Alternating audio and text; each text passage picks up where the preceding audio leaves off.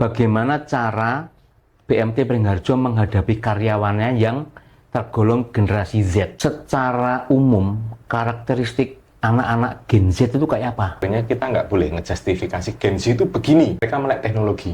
Oke. Sayangnya, ketika melek teknologi itu tidak diimbangi dengan melek literasi. Beberapa perusahaan yang memang kami kulturnya seperti ini, mau apa kamu? Oh, ya sudah. Lebih banyak perusahaan yang kemudian menggunakan psikolognya ketika rekrutmen untuk bagaimana lebih memahami anak-anak Gen Z itu. Perusahaannya toksik, misalkan. Lingkungan perusahaannya toksik dan segala macam. Itu POV dari si Gen Z. Ya.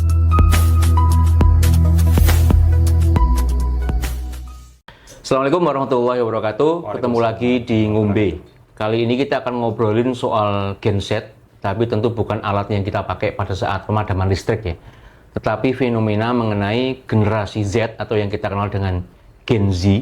Dan untuk ngobrolin itu kita sudah kedatangan, saya lebih tepatnya kedatangan kawan lama. Beliau seorang psikolog. Nah, Assalamualaikum Mas Ang. Waalaikumsalam warahmatullahi wabarakatuh. Terima kasih waktunya. Iya. Langsung dari Wonogiri. Enggak. Dari mana ini? Tadi dari Maguwo dulu turun kereta atau terlalu panjang diceritakan Bisa ya. diceritain ya. Intinya terima kasih untuk kedatangannya, Ya. nemenin sobat Ngombe semuanya. Ya. Jadi sebenarnya gini Mas, beberapa saat yang lalu kami ini kedatangan tamu dari Filipina, holding company begitu. Kemudian kita sharing-sharing dengan mereka. Di tengah sharing ada satu pertanyaan dari petingginya mereka yang sebenarnya juga cukup mengagetkan gitu. Mereka nanya ke kami, bagaimana cara BMT Beringharjo menghadapi karyawannya yang tergolong generasi Z. Nah, tak pikir selama ini tuh cuma kehebohan generasi Z itu cuma ada di Indonesia, tak pikir. Cuma ternyata kok sampai Filipina pun mengalami masalah yang sama soal karyawan dari generasi Z. Nah, jenengan kan psikologi. Dari kacamata panjenengan yang tentunya sudah malang melintang di ketemu banyak orang gitu. Secara umum, karakteristik anak-anak Gen Z itu kayak apa? Oke, kalau bicara secara umum, kalau kita dari sudut pandang profesi, sebenarnya kita nggak boleh ngejustifikasi Gen Z itu begini. Itu nggak boleh, karena itu kan generalisasi dalam suatu generasi ya, itu kan nggak boleh. Tapi kalau secara umum, secara subjektif diri saya sendiri, yang beberapa kali kalau rekrutmen ya Mas ya, terutama kalau rekrutmen gitu, udah gitu fresh graduate, terus terang ada beberapa kesulitan ketika kita harus bertanya itu pun kesulitan. Kesulitan bertanya? Kesulitan meskipun bertanya. pertanyaan itu seringkali dilontarkan pada saat rekrutmen untuk generasi yang lain maksudnya? Iya. Kesulitannya gimana? Karena kesulitannya gini, mereka berpandangan kalau yang namanya interview, ya kita sebelumnya saya bicarakan tentang ini dulu ya, kelebihannya, salah satu kelebihan Gen Z adalah mereka melek teknologi. Oke. Sayangnya ketika melek teknologi itu tidak diimbangi dengan melek literasi. Oke, lompat ya berarti ya? Iya. Jadi sebelumnya saya jelaskan dulu, manusia normal, kapasitas otak dia itu kan memproses suatu informasi itu kan 0 sampai 10 detik. Informasi baru nih. Oh, ini apa ini informasi baru? Tek 0 sampai 10 detik. Berlaku di semua orang ya? Manusia normal. Oke. Saya tidak bisa bicara manusia semua orang loh ya. Manusia normal. 0 sampai 10 detik baru dia paham. Oh, ini maksudnya ini. Itu yang tidak familiar. Yang sudah familiar paling 5 detik lah. Kalau jenengan mungkin di ranah finansial atau di ranah BMT atau di ranah syariah, ketika kita bicara syariah, proses informasi jenengan 5 detik itu wajar. Kalau saya masih 10 detik karena saya awam di situ. Nah, Gen Z ini screen time-nya, pertanyaan saya ini, pernah nggak jenengan tuh lihat media sosial, saya tidak menyebut brandnya ya, media sosial, yang cenderung dilihat apa? Yang long video atau yang short? Kalau fenomena sekarang yang short. Short itu berapa lama? Kalau durasi yang disediakan dari platformnya itu beberapa saat ini ya 30 detik, meskipun sekarang udah mulai diperpanjang, tapi kebanyakan di video-video 30 detik. Kalau diperpanjang misalkan taruhlah 1 menit laku nggak ya? Mesti kan udah skip. Berarti manusia yang, mohon maaf nih, Gen Z sekarang ini, yang sekarang sudah di media sosial, itu kan berarti dia mainnya gini, 5 detik pertama kebuka dengan informasi baru lagi. Make sense nggak? Jadi algoritmanya jadi kayak saya nonton sepak bola, habis itu nonton Jadilan. Sesuatu yang berbeda sama sekali dan saya dipaksa untuk menerima itu. Nah, apa hubungannya dengan interview tadi? Nah, di interview tadi banyak sekali saya bertanya apa, jawabannya apa. Oh. Sering terjadi. Oh, sering banget terjadi. Karena apa? Mereka, saya yakin, aku yakin mereka lihat di Google menghadapi interview pekerjaan. Saya pernah menginterview salah satu perusahaan tambang punya luar negeri. Dia bilang gini, apa tujuanmu mendaftar? Kenapa kok harus mendaftar di bidang operator misalkan? Kenapa kok harus operator? Kenapa nggak bidang lain? Saya ingin berbakti untuk Indonesia. Kamu tahu nggak ini perusahaan punya siapa? Hah? Dia nggak ngerti. Fatal kan di situ. Karena jawaban normatif sampai saya seringkali, terutama kalau online, online itu saya seringkali ambil minum dulu. Itu sering terjadi. Ambil minum dulu deh kamu grogi. Saya butuh jawaban kamu yang sebenar-benarnya. Itu satu. Yang kedua, kalau di offline, misalkan tatap muka seperti ini, gestur itu sangat kelihatan. Jadi Gen Z, mohon maaf, paham teknologi, tapi bagaimana mereka membentuk diri mereka, nah itu yang salah. Itu yang bukan salah sih, kurang tepat. Kenapa kurang tepat? Kembali lagi, mereka terbiasa untuk memproses informasi secara cepat. Nah, kalau di saya gini, iya. Itu murni karena pengaruh dari media sosial atau sebenarnya ada ada pengaruh di luar itu yang kemudian dipertajam dengan media sosial sehingga memang anak-anak di generasi Z ini jadi kayak gitu maksudku? Kalau saya satu sisi untuk menyalahkan media sosial itu, satu, bagi saya itu tidak adil. Yang kedua itu sudah terlalu jamak, sudah terlalu umum menyalahkan media sosial. Karena mau tidak mau, suka tidak suka, media sosial itu ada di antara kita loh. Pertanyaan saya gini, kita berlima, saya, jenengan, bertiga dan lainnya, ketika berempat mainan HP semua, jenengan kerjaannya apa? Ada nggak kira-kira kegiatan nongkrong di kafe gitu, berlima, yang empat mainan HP semua gini? Kira-kira jenengan yang nggak mainan HP ngomong kira-kira? Akhirnya kan ya media sosial juga. Ya, akhirnya kan kayak gitu, karena dia sudah ada di sekitar kita. Jadi media sosial itu tuh sebenarnya cuman media, ya sudah media saja. Tapi habit yang membentuk itu, habit lingkungannya seperti apa? Apakah teman nongkrongnya, yuk nongkrong, HP-nan semua, atau yuk nongkrong, HP taruh semua? Itu beda, itu akan berbeda lagi. Jadi di lingkungan saya, di lingkungan internal saya nih, di keluarga saya, memang kami pekerjaannya bukan pekerjaan kantoran, di mana kami harus fast respon ketika ada pekerjaan masuk, harus cepat balas. Nah, oleh karena itulah kita membudayakan untuk ketika bareng sama keluarga, HP itu ditaruh aja udah. Begitu ada notifikasi pesan nih, kita baca dulu, kita biasakan untuk membaca dulu. Apa nih, penting nggak? Kira-kira nggak penting, udah taruh lagi. Manusia depan kita yang lebih penting daripada ini. Gitu. Saya di lingkungan keluarga saya untuk dibiasakan untuk seperti itu.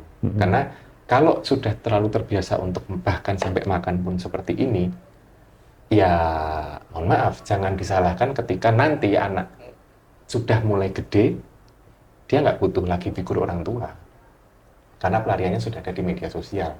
Oh, makanya kan ada salah satu stigma untuk Gen Z itu nggak deket sama orang tua itu mungkin karena salah satunya pengaruhnya itu. Salah satunya pengaruhnya karena itu. Dan yang kedua, ini masalah fisiologis ya. Kalau masalah fisiologis ada jurnalnya, kalau mau dicek ada jurnalnya. Ada jurnal penelitiannya. Kalau nggak salah Jerman atau Swedia atau Jepang, saya agak lupa saya. Jadi kalau kita screen time, scrolling, kalau jujur dari dalam hati, jenengan secara spesifik punya nggak tujuan untuk scrolling, punya nggak sebenarnya? Tujuan untuk scrolling? Jadi buka Instagram gitu toh. Dan scrolling, itu ada tujuannya nggak sebenarnya? Kalau ditanya dari dalam hati. Nah, aku juga ada. Wasting time dong. Nah, ketika scrolling, wasting time, kecuali kalau memang sengaja kita buka platform media sosial video, kita beneran nyari ini, dinyalain terus kita mendengarkan, gitu sengaja. Tapi kalau emang beneran scrolling gitu, sadar nggak kalau itu waktunya lebih dari setengah jam? Nggak sadar. Nggak sadar toh? Nggak sadar. Nah, screen time yang sudah terlalu lama itu bisa berpengaruh di lobus temporal di sini nih. Ini nanti bisa depan. Itu nanti bisa mempengaruhi mood, bisa mempengaruhi kecerdasan. Itu bisa mempengaruhi. Coba aja kalau mau nyoba loh ya, pas libur kerja, sengaja aja scrolling sak jam wis. Habis itu rasanya tuh males ngapa-ngapain. Karena apa? Memang sudah kondisinya seperti itu, karena apa sih, otak kita mengerjakan sesuatu yang otak kita juga nggak ngerti ngapain. Kasihan. Nah, di penelitian itu salah satunya supaya kita bisa menjaga itu bukan untuk meminimalisir media sosial, enggak, karena kembali lagi saya bilang media sosial itu ada. Nah, salah satunya adalah breaking sweat. Breaking sweat itu olahraga yang gimana caranya sampai berkeringat habis, itu malah justru membangun fokus. Tapi bahwasanya setelah itu terus HP-nya neh kasarannya, itu ya apa-apa atau gimana? Nggak masalah, tapi kecenderungannya kan nggak. Karena apa? Kita akan menjadi merasa lebih produktif. Aku ngapain nih habis ini? Opo kayak habis olahraga tuh aku ngapain habis ini? Jugili aspal pasang meneh gitu, itu akan lebih produktif. Daripada kecenderungannya kayak gitu ya? Iya, kecenderungannya kan seperti itu. Jadi, nah di Gen Z, sementara ini di Gen Z, karena melek teknologi dan mereka berdampingan dengan itu, akhirnya akan terlalu terbiasa untuk seperti itu. Apakah berarti sekarang puasa media sosial itu sama aja kayak jenengan puasa naik kendaraan? Bisa, tapi nggak mungkin. Ada nggak, muncul nggak mungkin 1-2 atau jenengan sendiri, ada nggak rasa cemas ketika HP ketinggalan? Aku itu. Nah iya, karena saya pun walaupun saya psikolog ya, ada loh rasa cemas. Bahkan saya beli jam ini, itu kan untuk biar dapat notifikasi cepat. Akhirnya saya juga tersiksa juga sih. Tapi nek alasanku kenapa cemas itu lebih ke kerjaan di situ, kemudian misalkan opo ya kolega. Karena cemas itu kan terbentuk untuk reason. Cemas itu kan sebenarnya ada karena reason. Ada alasannya untuk cemas. Nah, misalkan nih, ada satu momen, ya sudah deh kerjaan, biarin aja. Kenapa coba? Apa masalahnya kira-kira? Aku libur nih, HP ku tak matiin. Perkara nanti sampai hari Senin dimarah-marahin orang sekantor, ya sudah biarin aja, kenapa? Saya butuh libur, saya butuh istirahat kok. Dan memang real sih, maksudnya ketika kemudian karena sebuah alasan itu, dan harapannya alasanku tepat ini tadi. Karena ketika misalkan Sabtu Ahad libur, itu relatif kemudian slow respon pakai banget bisa jadi gitu. Iya. Kayak gitu. Tapi memang kemudian ketika ada waktunya pegang HP lagi, ya memang kemudian mau nggak mau kayaknya soal kerjaan ya memang harus direspon. Ya, tapi gini, itu sisi jenengan ya. Apakah menjamin semua orang akan seperti itu? Dia akan berkomitmen dengan saya buka HP untuk membalas pekerjaan, habis itu taruh. Buka HP ada pekerjaan, terus saya ada media sosial ini nih, dis, wah ada gosip artis nih, dis, kemana-mana. Terus lanjut ya. Nah biasanya di beberapa kelas, misalkan kayak ada karakter building dan segala macamnya, saya selalu menekankan untuk berupayalah untuk satu, literasi itu sebaik-baiknya buku. Kenapa kok buku? Karena buku itu potensi distraksinya kan kecil. Kembali ke teori yang awal tadi ya, kalau kita 0 sampai 10 detik, 0 sampai 5 detik itu tadi, buka portal berita, ada iklannya enggak? Nek online iya. Ya, buka portal berita, ya kan portal berita online mas. Enggak, maksudnya realnya tadi kan kalau buku relatif itu tok gitu kan maksudnya. Nah, kalau portal berita kan online dan itu bergerak, distraksi visual ada di situ. Benar. Jadi fokus nggak? Dan itu pun kadang-kadang beritanya cuman alas kecil banget. Kalau kita kompres dalam satu narasi gitu, paling cuma segini. Nggak kayak waktu yang generasi saya, generasi jenengan, kita baca koran loh.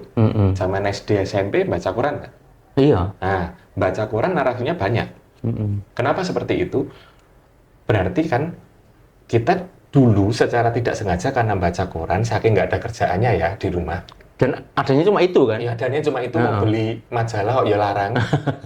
Kayak gitu. Akhirnya kan kita terfokus nih. Oh, ini persoalannya adalah ini A misalkan. Persoalannya adalah A. Kita akan fokus dengan informasi itu. Nah, ketika medsos nanti kan mesti jangan scroll baru di tengah nih. Baru di tengah, belum selesai beritanya. Mesti kan ada nanti ada 3. Baca juga apa? Rahasia membuat gelas pecah. Terus ini nomor 5 mengejutkan. Berarti kan ini udah ke distrak lagi nih. Orang kita lagi membaca gosip artis kok tahu-tahu gelas pecah. Otomatis kan kita menerjemahkan lagi. Apa nih gelas pecah? Penasaran, buka gelas pecah. Udah ke distrak lagi dengan informasi baru. Nah gitu terus sebenarnya saya tidak menyalahkan Gen Z, tapi kasihan. Karena apa? Kenapa kasihannya? Mereka terlalu sering berhadapan dengan sesuatu yang mendistraksi mereka. Makanya fenomenanya nih, fenomena yang ada di media sosial dan itu kejadian juga di saya. Lulusan akuntansi salah satu universitas terkemuka di sini, nggak tahu ya di sini di mana ya Pak. Mosok tak jelasin. Nggak tahu perkalian. Oh, Akuntansi. oh ya fatal ya. Loh lah ya. Nggak tahu perkalian. Jadi dia terbiasa pakai alat. Prosesnya dia nggak ngerti. Nah, oke, secara teknologi oke. Tapi karena literasi yang kurang, teknologi itu mau diapain? Itu satu. Yang kedua, generasi sebelumnya dia milenial berarti ya? Milenial ya berarti? Tidak banyak yang mau merelakan diri belajar. Maksudnya? Jadi gini, saya pernah nih menerima bimbingan. Dia punya narasi, wah bagus banget narasinya. Sebelah saya itu 2 tahun di bawah saya. Berarti 2 tahun lebih muda dari saya. Dia bilang narasinya bagus sekali. Saya bilang ini AI 100%. Kan banyak aplikasi-aplikasinya. Iya, benar. Nah, berarti apa? Generasi sebelumnya tidak ada kepikiran untuk untuk ini ya, update. Apa sih kayak gitu tuh. Itu nggak ada kepikiran. Nah, masalah berikutnya generasi yang saya tidak menyalahkan ya sekali lagi. Generasi Gen Z itu tidak mencoba untuk mendalami lagi. Karena terbiasa dengan informasi cepat kan. Jadi misalkan saya tanya AI, buatkan bab 1 skripsi tentang ini. Keluar nih bab 1. Udah itu langsung di copy paste. Masalahnya di situ. Kenapa masalahnya di situ? Dia tidak ada proses kritis. Hasilnya instan kan? Kenapa kok orientasinya? Karena kan dia terbiasa untuk itu. Instan terus. Cepet. Kayak gitu. Jadi, terus kalau pertanyaannya apa tadi? Bagaimana mengelola itu ya? Bagaimana mengelola? Kembali lagi, generasi sebelumnya harus merelakan diri. Kembali lagi saya bilang merelakan diri untuk belajar. Sudut pandangnya Gen Z itu apa sih? Sudut pandangnya Gen Z itu apa sih? Bagaimana sih Gen Z melihat suatu fenomena? Termasuk in charge mendetilkan ora? If itu diperlukan ya harus. Okay. If itu diperlukan harus. Misal gini ya. Jangan sudah lama atau Islami? Saya juga sama. Jadi gini, ada dulu. Kalau ini terjadi di Gen Z di zaman sekarang, itu akan diikuti. Untungnya narasi itu keluarnya sudah agak lama, sekitar 10 tahun yang lalu lah. Narasi tidak boleh mengatakan tidak kepada anak. Itu salah satunya, saya mohon maaf, ya, yang buat teori, saya nggak setuju. Kontra dengan itu. Okay. Kontra dengan itu. Karena apa? Gini loh Pak. Kalau orang Islam dalam Al-Quran ada nggak kata tidak? Banyak. Banyak aturan melarang itu kan banyak. Bahkan syahadat pun diawalilah. Iya, itu pun harus dilogikakan. Lebih yang jenengan. Nyampe nggak nanti melogikakan? Nanti kalau sampai ada pertanyaan, kamu sholat nggak? Enggak. Ya sudah, bebas. Lebih aja, Bro. Nah, literasi itu yang perlu dibangun nih. Jadi, maksud saya adalah sama-sama jenengan mau belajar dari Gen Z. Gen Z ini sudut pandangnya apa? Apa yang kita manfaatkan, kalau dari sudut pandang psikologi industri loh ya, apa yang bisa kita manfaatkan, apa yang bisa kita reduksi dari mereka. Jadi nggak bisa kok terus, wah Gen Z itu begini. Pak, Gen Z itu ada sudah. Mau gimana, mau dimusnahkan generasinya? Ada sudah dari 2007.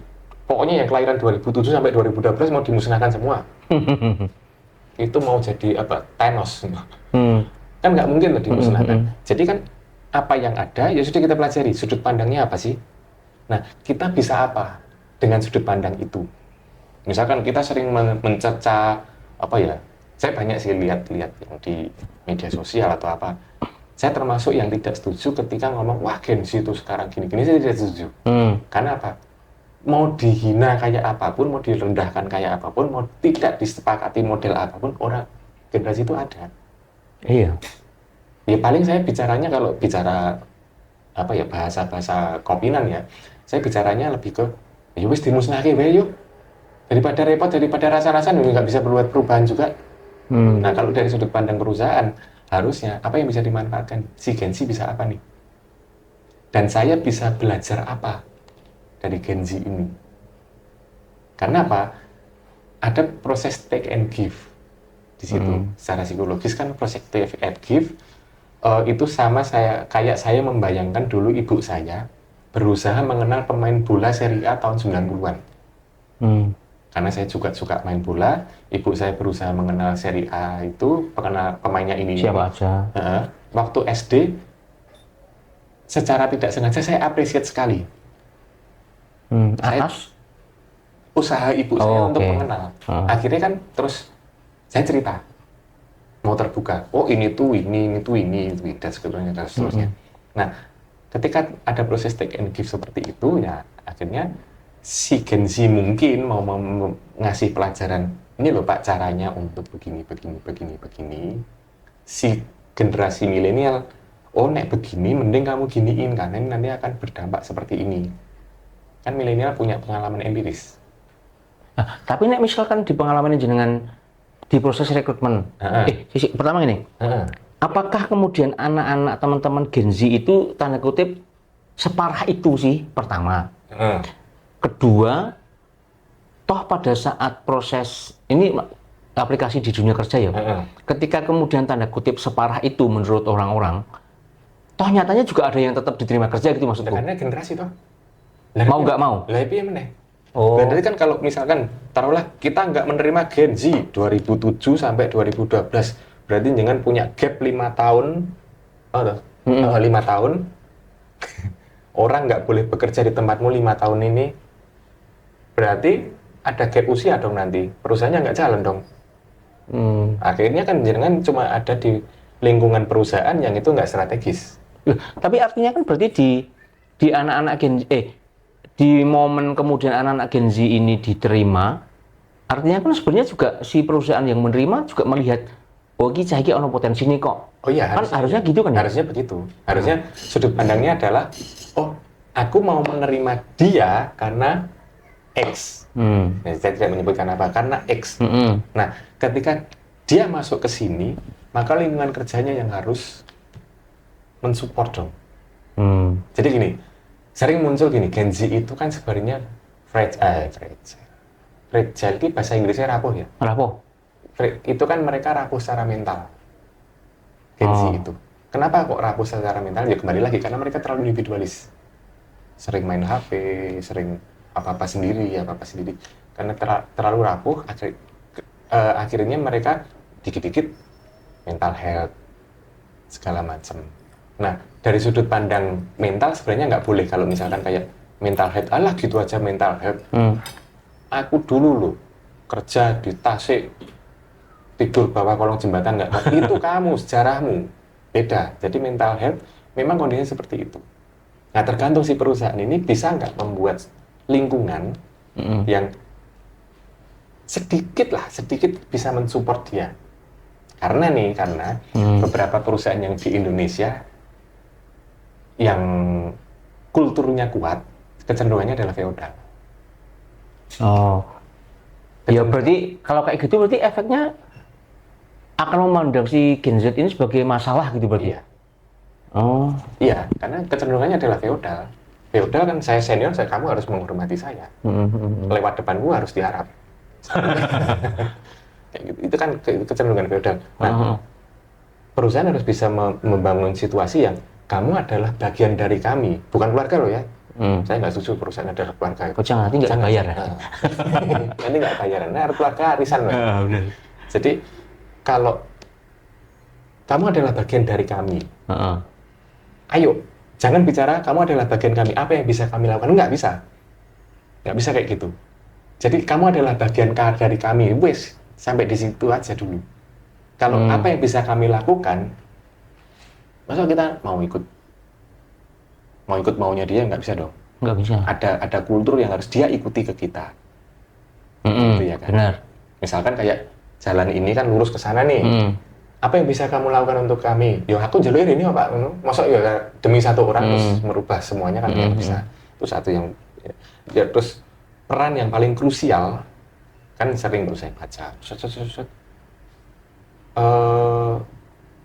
Perusahaannya toksik misalkan. Lingkungan perusahaannya toksik dan segala macam. Itu POV dari si Gen Z atau? Ya, Oke. Itu sering muncul perusahaannya toksik dan segala macamnya. Toksik itu ketika dia tidak ada penawarnya maka jadi toksik. Ya kan? Ketika tidak ada yang mencoba menerangkan bahwa begini loh, cah bagus, cah ayu. Tidak ada yang mencoba untuk menerangkan seperti itu, jadinya toksik. Nah, siapa yang berfungsi di situ? Ya level atas dong. Level atas. Kalau kondisi seperti itu dibiarkan, ya berarti level atas mengizinkan bahwa budaya itu ada. Kondisinya seperti itu. Nah, terus optimalisasinya seperti apa? Di kami nih, selama proses rekrutmen misalkan, dari pengalaman saya proses rekrutmen fresh graduate terutama, itu seringkali yang ditemukan adalah mereka sudah punya fasilitas dulu.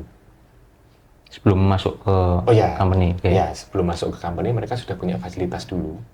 Akhirnya daya juangnya akan rendah. Dan itu harus bisa dimaklumi. Maksudnya bukan dimaklumi terus, oh ya sudah nggak apa-apa daya juangnya. Nggak bisa kayak gitu.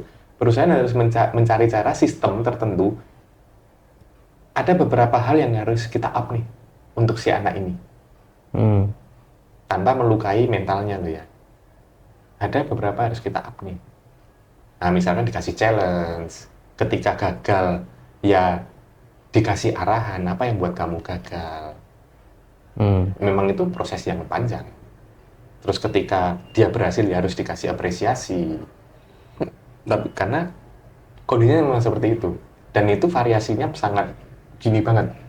Jomplang banget. Jomblangnya gini maksudnya. Ada satu perusahaan menerima Gen Z 4. Ada satu Gen Z yang beneran patuh banget, bagus banget. Ada satu yang rapuh banget itu ada.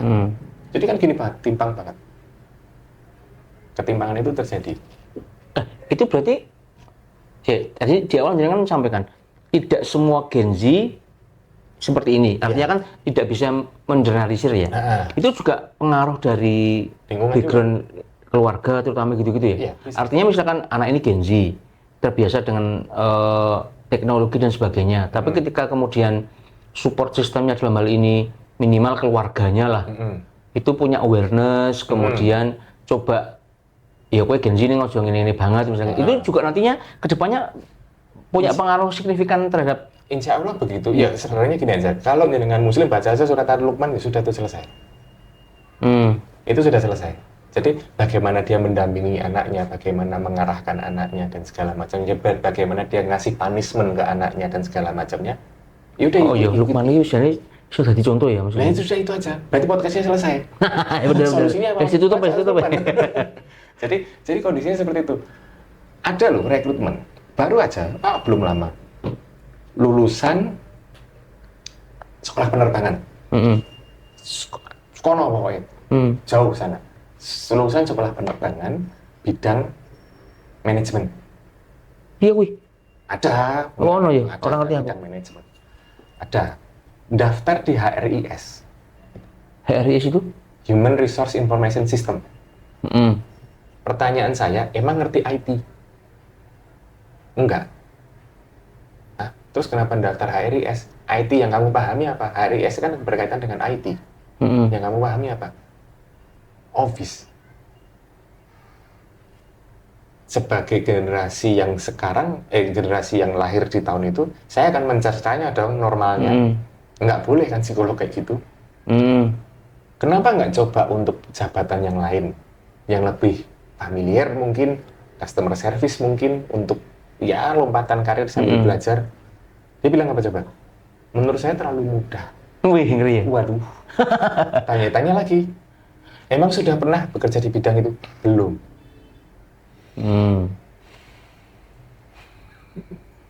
Repot kan? Saya kudu piye coba.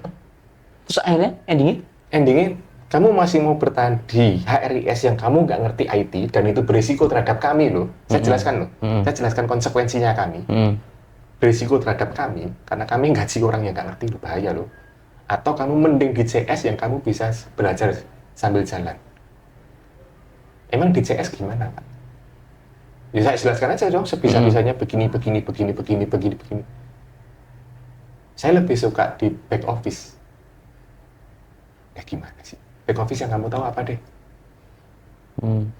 Ya di back office, di administrasi. Administrasi seperti apa? Ya administrasi yang pada umumnya. Anda tahu IQ-nya berapa? 111. Itu di atas rata-rata. IQ tidak menjawab, berarti apa? Pengalaman empiris dia itu tidak menjawab. Kurang ya? Yang ngeri ya? Dia tidak punya pengalaman empiris, saya cek, kesalahan saya terbesar adalah saya nggak ngecek CV-nya dia, dia nggak pernah ikut organisasi sama sekali. Sekolah pulang. Ya kadang jajan juga. Mampir. Nggak buka apa pun. Bener. Jadi dia sama sekali nggak ikut organisasi, sekolahnya normal-normal saja, IPK-nya bagus-bagus saja. Oh ya sudah. Dan itu di Genji? Ya. Dilalai ya? Dilalahnya. Gitu. Jadi dia memberikan argumen, oke lah berikan argumen, tapi yang berdasar. Nah, gimana caranya bisa dapat argumen yang berdasar? Literasi dong. Nah, gimana caranya dapat literasi? Kembali lagi ke prinsip awal. Kayak tadi kan bilangnya, milenial harus mau merelakan diri belajar. Gen Z juga harus mau merelakan diri untuk telaten baca buku. Baca apa gitu. Iki menarik iki. Maksudnya, apakah kemudian jangan sampaikan kan tadi yang terbiasa dengan literasi itu relatif akan kemudian lebih secara informasi dia lebih jejak ya pemahaman logikanya gitu. Di Gen Z di negara-negara maju di mana skor literasinya oke gitu. Itu yo kayak di sini enggak gitu. Satu jawaban saya adalah saya belum pernah ke negara maju. Waduh. Yang kedua, saya baru lihat dari jurnal pertumbuhannya saja. Kita bisa lihat gini, salah satu negara yang sekarang ekonominya lagi naik, ya ekonominya lagi naik, atau industri hiburannya lagi naik.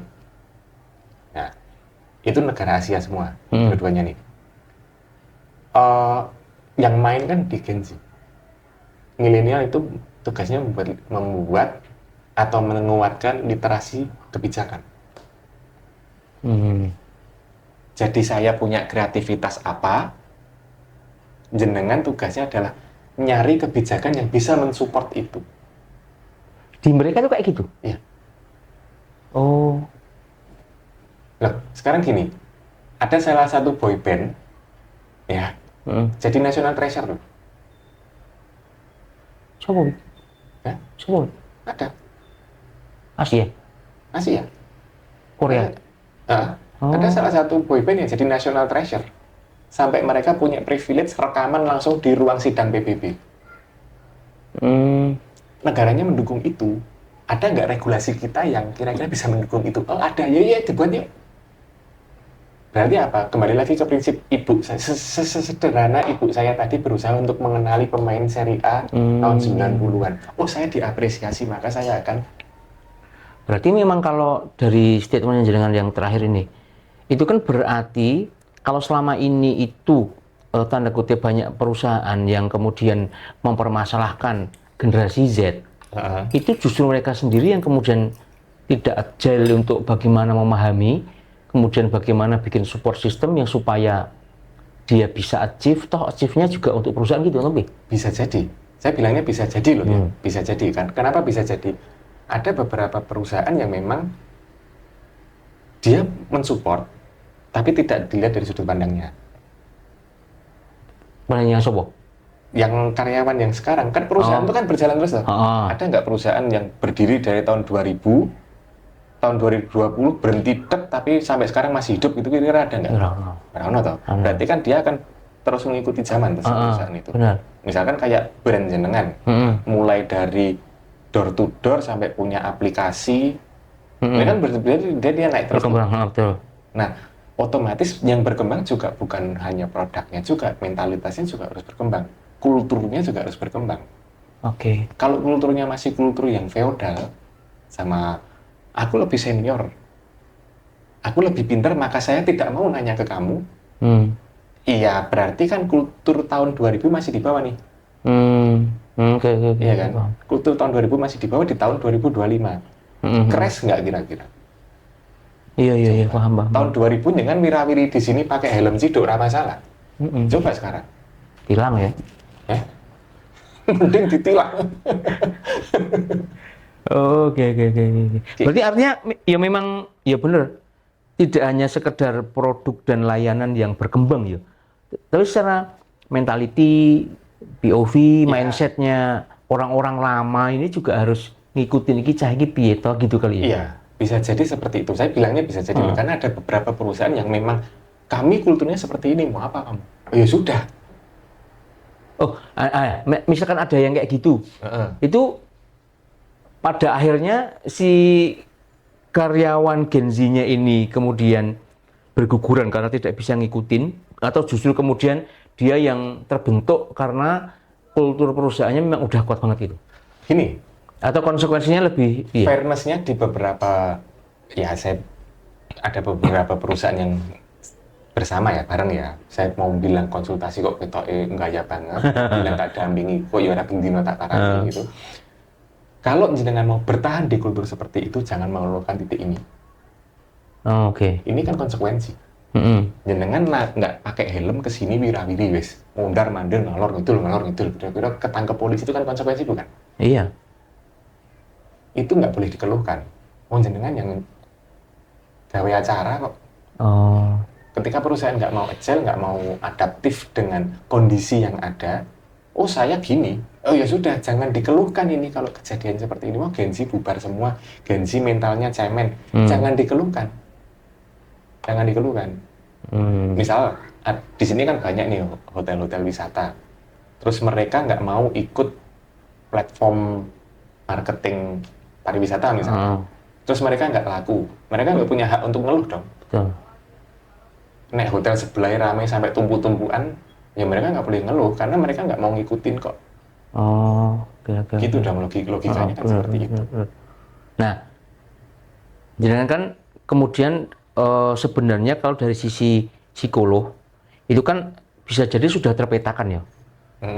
Gen Z itu karakteristik umumnya tuh A, B, C, D misalkan. Kurang lebih seperti itu. Jika kemudian masuk ke dunia kerja, maka biasanya dia akan 1, 2, 3, 4. Nah, kemudian kan tentunya juga sudah punya antisipasinya ya, Mas. Iya kan? Iya. Iki ngene, bocah iki ngene, konsekuensinya gitu, maka sebagai perusahaan harusnya gini. Ya itu ada nggak formulasi yang kemudian bisa dipakai perusahaan secara umum untuk kemudian ketika meng-hire Gen Z, maka konsekuensinya adalah kita nanti begini begitu gitu. Kalau saya hanya bisa bicara based on laporan psikologis.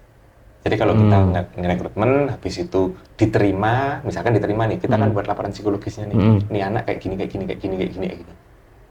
Sudah. Nanti kan ada saran pengembangan dan segala macamnya. Untuk kemampuan yang masih kurang ini, sebaiknya dilakukan ini.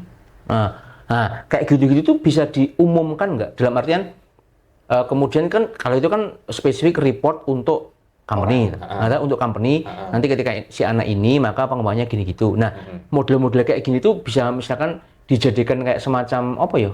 Semacam ya ilmu yang kemudian bisa di-share. Ya bisa. Karena apa? Misalkan nih 10 rekrutmen di depan jenengan nih, 10 rekrutmen, laporan itu dibaca semua misalkan. Berarti kan jenengan harusnya untuk orang yang punya pengalaman kerja, harusnya kan sudah terpikirkan, oh aku besok tak buat kayak gini aja, wah aku punya 10 karyawan kayak gini semua ya. Logikanya kan kayak gitu. Misalkan jenengan gini, aku punya 10 karyawan yang nggak kuat jalan kaki, sementara proses bisnis jenengan untuk ke konsumen kan jalan kaki tuh. Kepikiran, wis tak buat Segway baik. Mereka masih bisa mengunjungi, mereka juga tidak capek jalan kaki, bisa jadi bagian dari promosi. Oh, kita sudah modern. Oke. Itu bisa aja. Ya tergantung insting dari seorang company sih, dari company mau digimanain. Tapi kalau yang di sudut pandangnya adalah, wah orang kok nggak kuat jalan kaki itu gimana? Padahal kita kan jalan kaki. Kembali lagi, berarti kan jenengan tetap bertahan pada kultur tahun 2000. Berarti kan itu Mas, dari sisi keilmuan psikolog, itu apapun generasinya, manusia secara, tanda kutip apa ya, bukan normal, secara umum, itu karakternya ya, ini orang ini begini, antisipasinya begitu. Itu terlepas dari apapun generasinya kan berarti punya toh? Iya punya.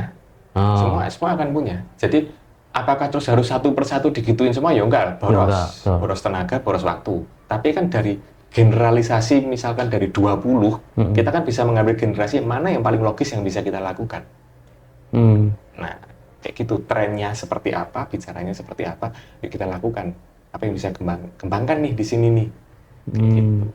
Jadi kadang-kadang gini, kita menuntut tapi lupa untuk melihat apa sih sisi kecil di teman-teman itu yang buat mereka tuh cair, happy. Apa sih yang bisa membuat mereka seperti itu? Nah, ketika sudah jadi seperti itu jangan jadikan regulasi, sudah biarkan aja mereka kayak gitu. Karena kadang-kadang kecenderungannya misal, ketika ada satu perusahaan, bukan di sini, perusahaan lain, ada satu perusahaan ketika itu mereka ada sesi tausiah, itu perusahaannya perusahaan general, bukan cuma muslim, jadi ada berbagai macam latar belakang ada di situ. Mereka suka tausiah, ya sudah biarkan aja. Saya sarankan untuk biarkan saja. Tetap diadakan tausiah, tapi nggak usah diabsen. Absen kan jadi konsekuensi jadinya. Mereka nggak menikmati itu, dong. Sederhananya kan jadi seperti itu. Jadi kembali lagi ke masalah satu, kepekaan perusahaan untuk kecenderungannya apa sih, generalisasinya apa sih. Yang kedua, kemauan orang yang ada di dalam perusahaan itu untuk ya mau ngalah, aku mau belajar dari kamu dan segala macamnya. Apakah terus kemudian saya sebagai psikolog sudah cukup? Ya alhamdulillah sih. Mungkin 10 tahun ada. Ya anggap aja jago-jagonya 5 tahun lah. Terus saya nggak mau belajar sama sekali, saya masih loh. Saya alhamdulillah masih mau belajar yang ini apa sih case-nya, ini, emang gimana? Ke psikolog yang baru saya kenal, yang mungkin baru lulus bulan kemarin pun saya masih mau belajar seperti itu. Oke. Berarti nek saranin jenengan untuk perusahaan, company atau apapun yang akan mempekerjakan Gen Z, itu kan tadi agile lah di apapun ya, maksudnya berusaha untuk kemudian mendalami anak-anak ini karakternya seperti apa, kemudian nge-treat seperti yang memang kulturnya mereka gitu ya. Sarannya jenengan terhadap company ya. Bukan kulturnya mereka loh, kultur yang sekarang. Jadi jangan mereka. Oh gitu. Iya jangan mereka. Berarti kultur generasinya ya, iya, yang berlaku sekarang ya. Karena kan nanti kultur generasi berpengaruh dengan pasarnya juga. Berpengaruh dengan perilaku konsumennya juga. Oke. Oh berarti nek kulturnya mereka justru malah bubar ya perusahaan. Iya mosok manut sama benar. Orang enggak dong, harus kultur generasi, kultur situasi saat itu. Saat itu juga ya. Iya. Agile terhadap kultur itu, pada saat itu.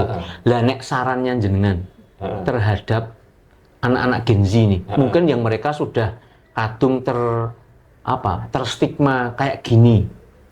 Nah itu gimana caranya kemudian bukan menghindari stigma, ya bisa jadi bahasa kasarnya menghindari stigma menghindari stigma Gen Z yang lebih banyak negatifnya mungkin gitu, atau juga apa yang perlu mereka lakukan gitu supaya ketika mereka ini masuk dunia kerja juga enggak tanda kutip nyun sewu ini enggak kosong-kosong amat gitu apa? Ya, kalau saya lebih Sarannya? gini, sarannya yang pertama kali yang saya sarankan adalah satu, literasi.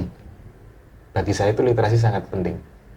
Literasi yang beneran literasi loh, bukan cuma dari HP terus ini. Kalau perlu, kalau memang mau dari HP ya e-book lah. Kalau Artinya pahami ilmu dasarnya ya, iya, basicnya ya. literasi dulu. Literasi apapun itu loh. Jadi bukan ilmu dasarnya loh. Oh. Apapun itu, betah membaca itu sudah bagus. Oke. Setidaknya dengan betah membaca, kita fokus dengan informasi apa sih. Jadi jangan terpikirkan bahwa informasi itu harus yang berilmu. Novel pun nggak masalah, yang penting terbiasa untuk literasi.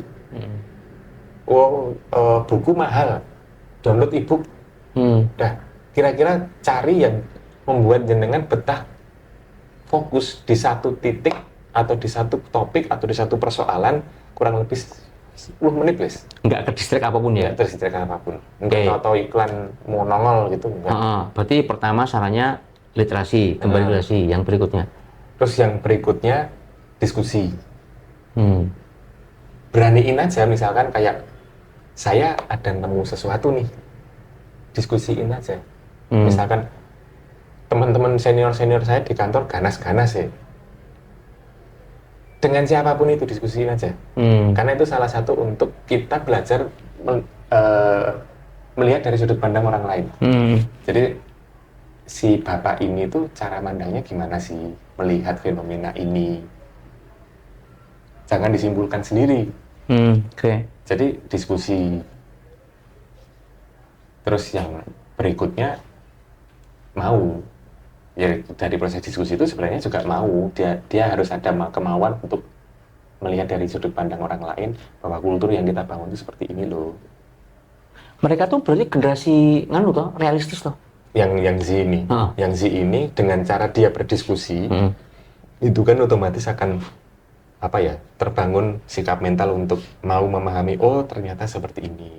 Dan selama jenengan pengalaman jenengan ini itu anak-anak Gen Z ini ketika kemudian dijelaskan dengan narasi yang pas, make sense menurut dia, sebenarnya mereka juga mau jalan, mau berubah gitu? Mau. Oke. Mereka jalan, karena kalau misalkan di kelas gitu kan, memang sih saya harus merepot untuk menjelaskan bahwa A adalah B, B adalah C, dan seterusnya. Mereka nggak bisa yang A, C, lah B ini mana? Itu mereka nggak bisa. Itu nggak bisa, nggak terbiasa dengan itu. Nah, ketika mereka terbiasa dengan itu, kita arahkan seperti itu, bisa sebenarnya itu bisa. Oke. Sebenarnya bisa. Artinya kan generasi sebelumnya juga sebenarnya itu tadi asalkan punya kesabaran untuk menjelaskan secara masuk akal, mereka akan tetap jalan gitu.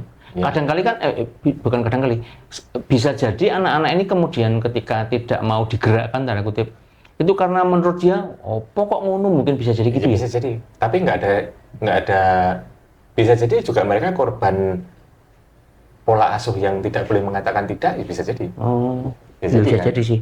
Itu bisa jadi. Jadi harus ada, semua harus dijelaskan secara logis. 3 tok. 3 aja, nggak usah banyak. Literasi, kemudian diskusi, mau buka diskusi, kemudian coba menerima POV orang lain, kemudian ya menjalankan itu. Menjalankan itu, karena kalau unik sebenarnya Gen Z, karena kan kalau misalkan kita menghujat Gen Z pun, kita hujat lah, jenengan jelek-jelekin aja Gen Z. Ketika jenengan usia 50, mereka usia 30-an ya? 30-an, mereka produktif. Mereka yang melanjutkan legacy. Jenengan 70, ayo, mereka 50. Mereka sudah meninggalkan legacy, kan generasi akan berjalan terus. Iya, bawa alpha ya. Nah, akan berjalan terus. Nggak bisa terus, saya generasi superior, nggak bisa lah terus. Berhenti dong. Cuma kadang aku memang ada yang keheranan ya. Kan ya ada beberapa ya teman-teman yang masih Gen Z gitu. Overthinking. Overthinking parah gitu. Oh iya. Gitu. Terus iki ngopong yuk hal-hal yang belum tentu terjadi dan sebagainya gitu. Kok ya bisa se-overthinking itu gitu. Kemudian yang lucu ki umur 22 tapi merasa udah tua gitu. Lah wong aku sing 44 merasa 24 kan gitu kan. Itu kan contohnya gini. Kita sering sih saya di psikolog. Aduh. Piye ya? mereka baca literasi psikologi dari media sosial. Yang itu juga yang upload siapa itu kita nggak tahu. Yang lagi populer itu tes MBTI, Myers-Briggs tes inventory itu. Kamu MBTI-nya apa? Aku INFP misalkan kayak gitu. Aku introvert. Fungsi tes psikologi itu adalah ya kamu introvert terus what next gitu ya? What next? Bukan iya kamu introvert terus kamu introvert, ya nggak bisa. Jadi misalkan, oh bener banget ini tes psikologi. Iya bener. Ya bener, makanya terus piye iki. Itu fungsi-fungsi. Jadi mereka terbiasa kan itu tadi kan. Satu, informasinya cepat, terus mereka memendam sendiri, nggak ada proses diskusi lah kan fatal. Saya introvert kok, saya punya hak untuk nggak usah temenan. Ya nggak bisa kayak gitu. Kadang emang lucu deh, saya kopol saya aku. Saya introvert kok, jadi saya nggak bisa buat temenan. Ini pertanyaan terakhir. Ya tadi jenengan kan kita akan semakin maju, kemudian mereka generasi berikutnya akan meneruskan, generasi dan sebagainya. Soal generasi Gen Z, generasi Z yang kemudian banyak diperbincangkan ini, itu ditarik mundur. Apakah kemudian ketika kita milenial ini dulu di awal-awal masuk dunia kerja, itu juga dikeluhkan sama generasi atasnya kita yuk? Kalau jawaban saya iya. Ya sama aja berarti? Iya. Artinya nanti generasi Z akan mengeluhkan alpha kok ngene toh gitu? Iya, itu namanya gap generation, itu sudah wajar. Taruhlah gini, jenengan pernah sekolah namanya SMA nggak? Terus jenengan misalkan aktif di kegiatan sekolah, OSIS, misalkan paskibraka apa pramuka gitu kan. Begitu jangan pegang jabatan, lengser jabatan, terus ada jabatan baru kan mesti, mosok kayak gini. Dulu kita kayak gini. Selisihnya cuma 1 tahun loh, repot karuan. Lah ini selisihnya. Ini generasi ya. Itu sudah mesti kayak gitu. Udah nggak apa-apa. Memang kondisinya akan seperti itu. Misalkan kayak gini. Saya paling ya gimana ya, ini subjektif ya. Saya paling nggak suka ketika bekerja atau dulu pernah kerja di kantoran. Kamu sekarang enak kemana-mana diantar mobil. Kita dulu naik ini nggak ada AC-nya, ininya bocor. Dalam hati saya nih, masa lalu ya? Iya, dalam hati saya nih, itu urusanmu. Itu urusanmu. Masa sudah berganti, masa yo dalam kondisi kayak gini punya brand sebesar ini masih bawa mobil yang bocor, ya logika aja deh gitu. Kalau ponakanku duren-duren roti-roti om, biyen saiki. Iya. Tapi kan secara generasi saya kan nggak punya hak untuk bicara itu urusanmu, itu nggak bisa. Yang bisa menjawab itu adalah saya sendiri yang melakukan pembandingan itu. Bahwa saya dulu, sekarang enak, sekarang pakai lift, coba dulu saya. Kuliah saya itu naik lantai 4, jalan kaki. Apakah itu terus kemudian saya ceritakan ke bawah saya ceritakan, tapi saya tidak membandingkan enaknya. Ini bukan lomba penderitaan soalnya. Berarti besok Gen Z itu juga mereka akan kemudian mengunggulkan eranya ya. Selama ini kan kemudian kayak aku lah. Aku termasuk milenial senior gitu karena di awal-awal kan. Nah, itu kadang suara-suaranya milenial itu memang generasi paling top lah. Dia bisa. Kenapa seperti itu coba? Ngopo kuwi? Karena jangan mengalami generasi itu sudah selesai. Sudah. Dan mereka ketika nanti mengalami generasinya selesai juga akan kesadarannya gini. Cenderung yang sama. Jenengan bisa bilang satu merek mobil itu enak karena jenengan sudah pernah naik itu. Lah nek saya punya mobil juga yang jauh lebih mahal dari mobil jenengan. Jangan bisa bilang nggak mobil gue enak. Iya, bisa. Nggak bisa. Lo naik aja belum pernah cuma bisa nonton. Paling pol mentok yang bisa dilakukan adalah mobil mahal-mahal gue sama aja.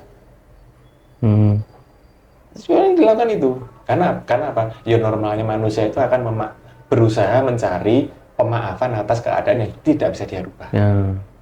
Apapun itu akan, saya juga pernah kok menangani klien yang menghabiskan waktu 2 jam buat maki-maki negara juga ada. Jadi aku ya mau ikut sih. Iya. Oke. Oke, Mas Sang.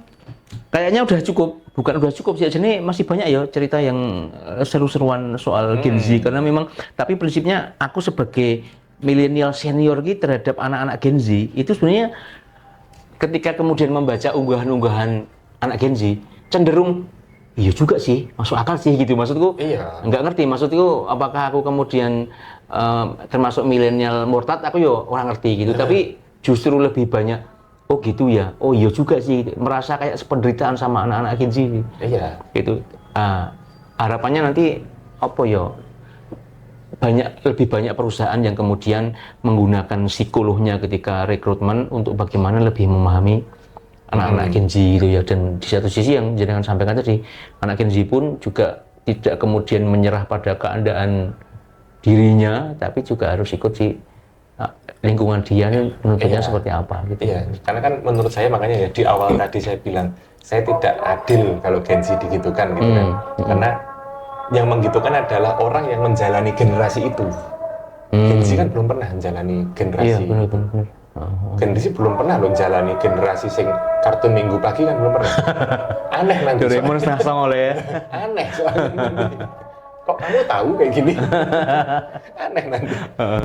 Oke, Mas Ang, terima kasih waktunya. Lain waktu nek ono materi lagi, nek ada waktunya juga kita minta lagi untuk part yang kedua.